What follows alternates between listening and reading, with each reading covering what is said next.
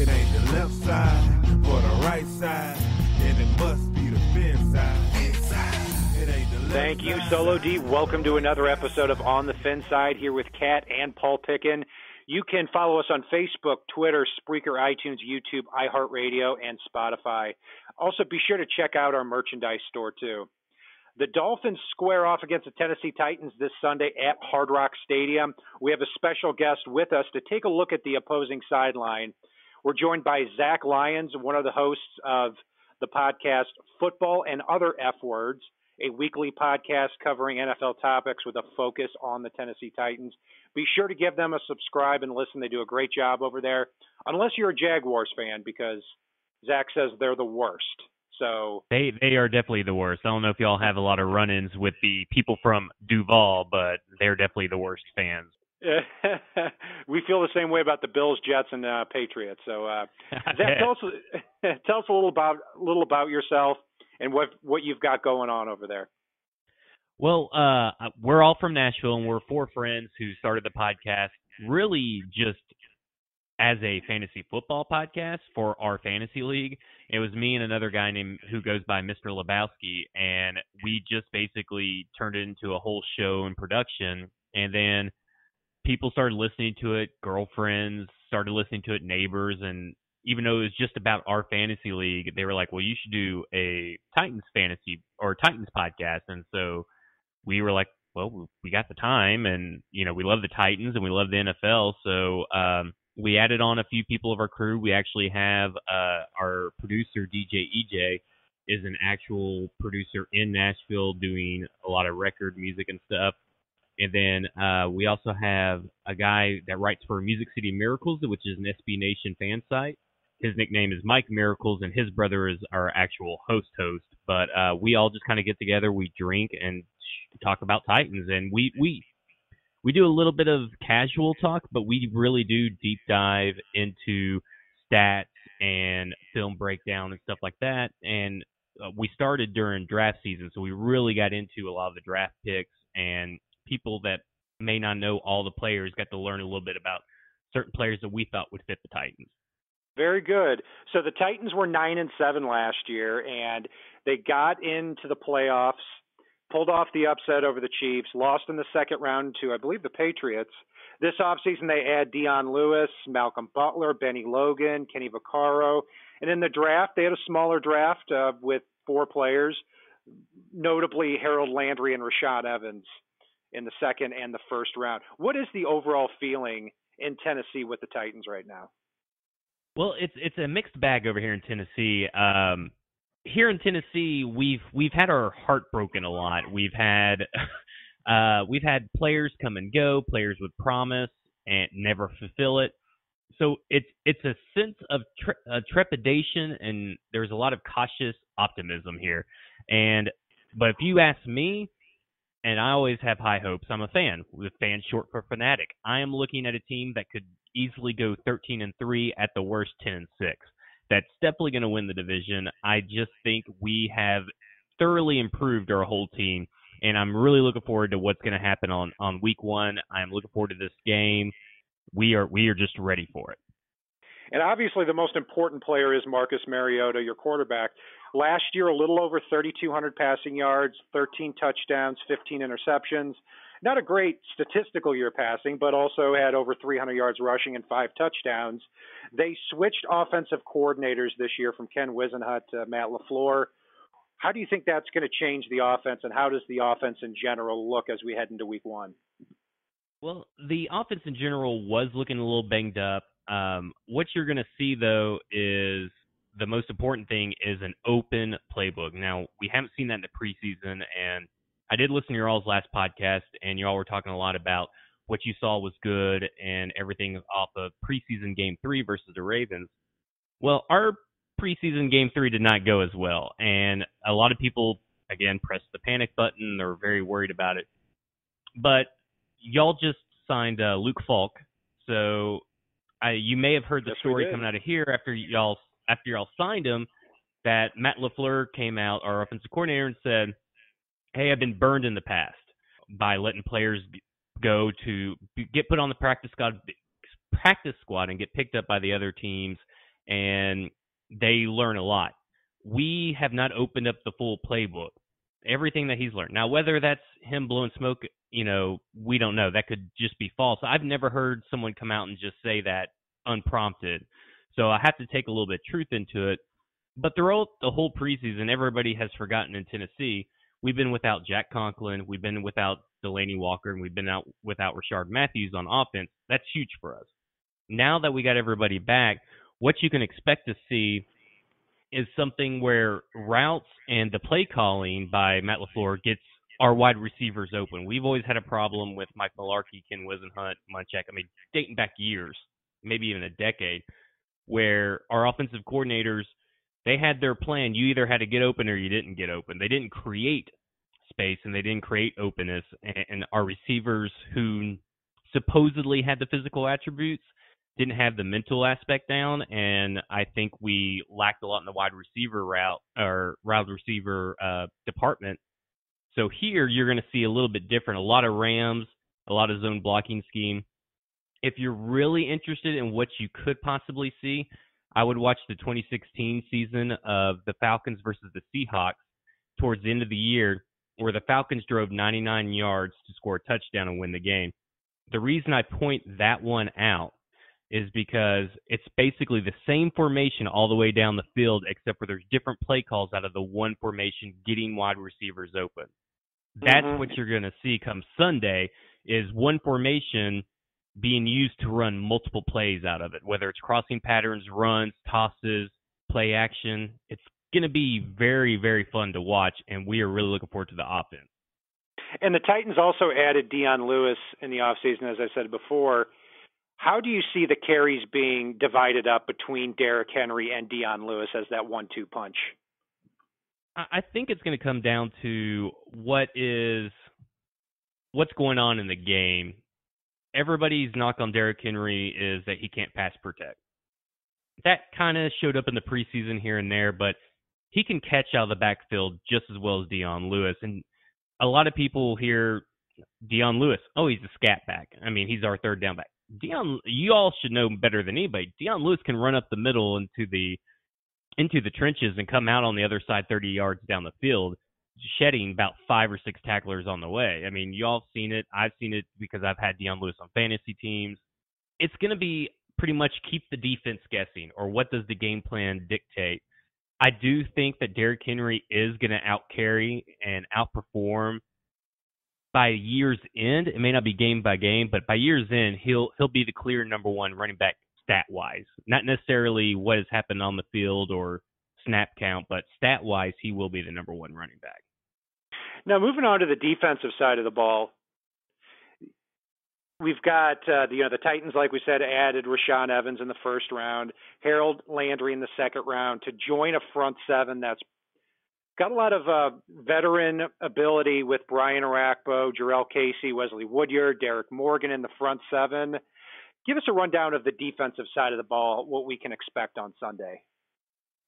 Well, if you're looking at it from a Dolphins fan perspective, I think that if I was a Dolphins fan and I was looking at this team coming in, I worry about the defensive backfield. We have Kevin Byard, Adoree Jackson, we have Logan Ryan in the slot, and we also have Malcolm Butler on the outside, and we still have Kenny Vaccaro, who came in for an injured Cyprien, and a lot of people will say we love Cyprien.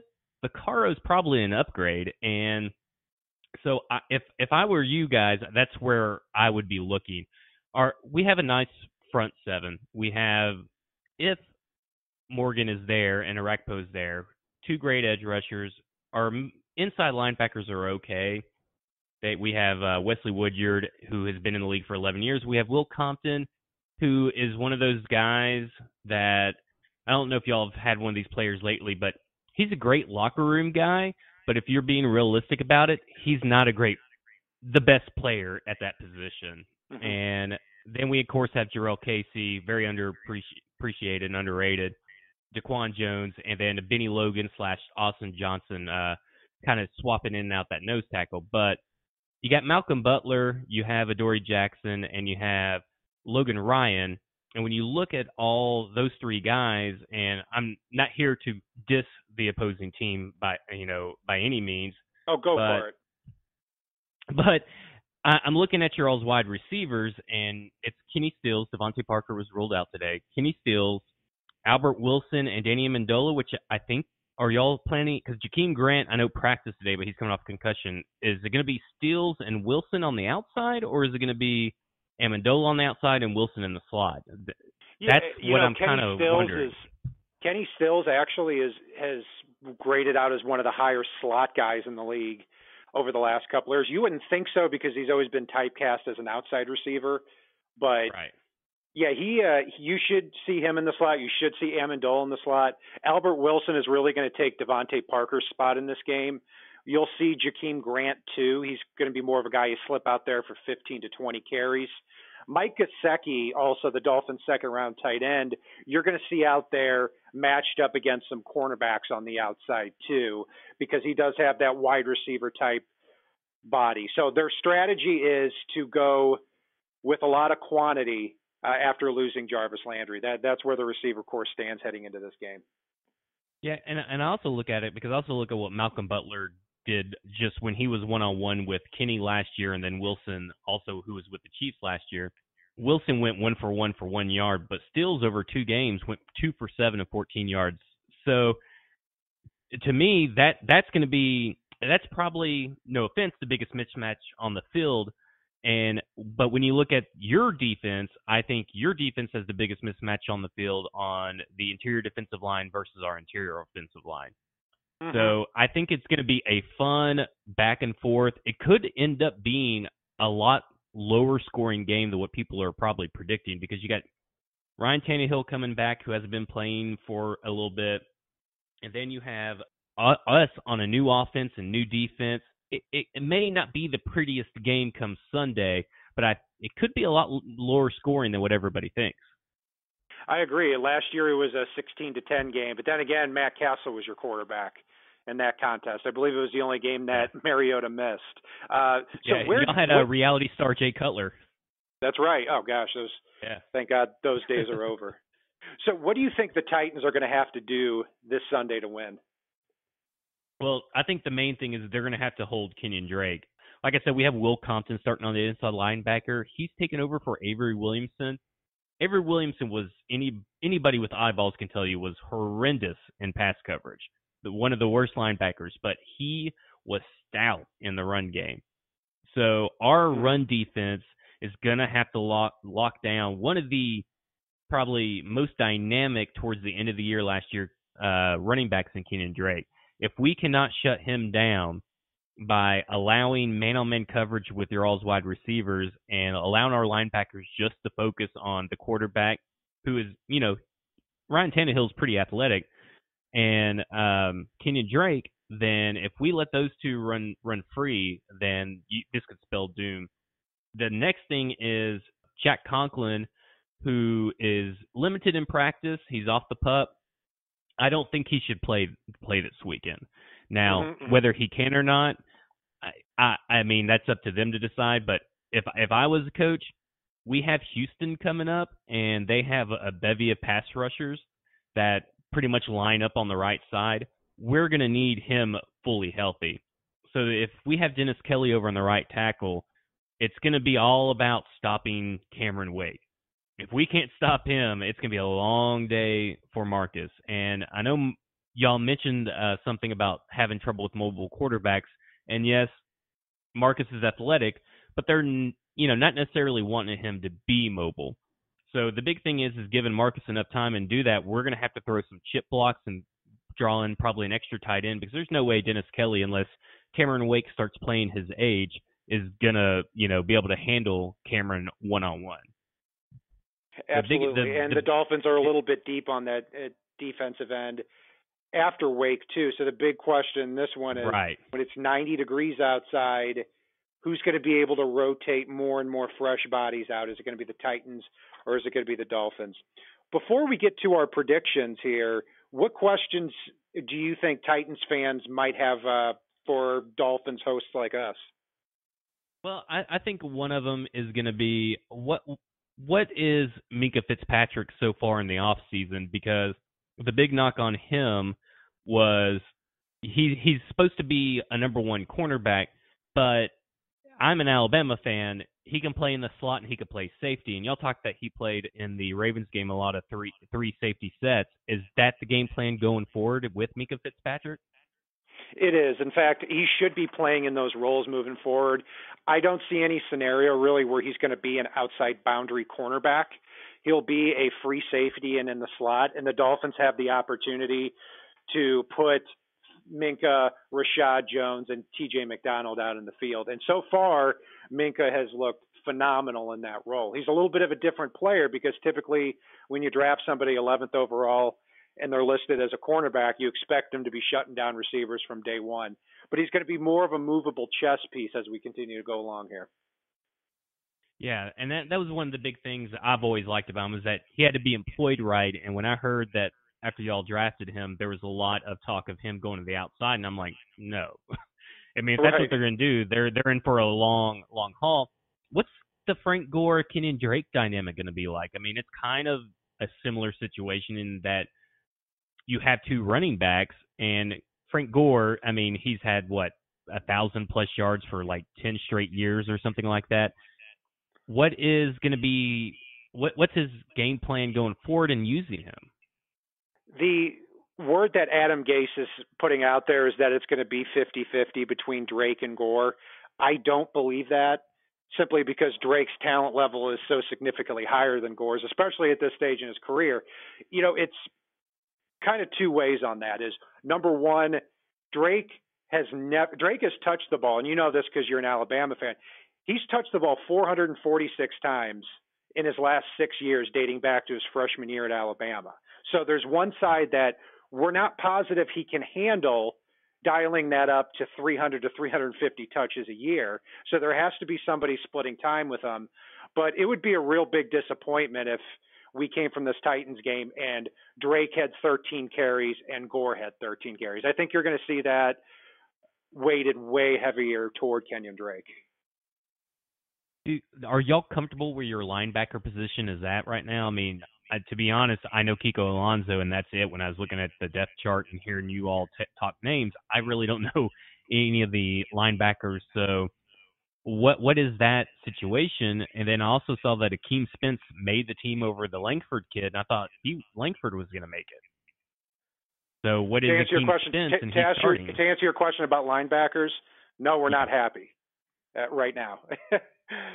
Kiko Alonso had a terrible 2017, and the only reason he's on the team is because he was signed to an extension in the summer before that for way too much money. Raekwon McMillan is back, has never played for the Dolphins before because he tore his ACL last year. Looked a little bit rough at the beginning, but started to come on a little bit later. And then you've got Chase Allen and the third-round pick Jerome Baker, and that's pretty much it. One thing that does offset it, though, is with those three safety looks, you're going to see a lot more two linebacker alignments as opposed to three linebackers, or in the Titans' case, because they run a 3-4, four linebackers with you guys.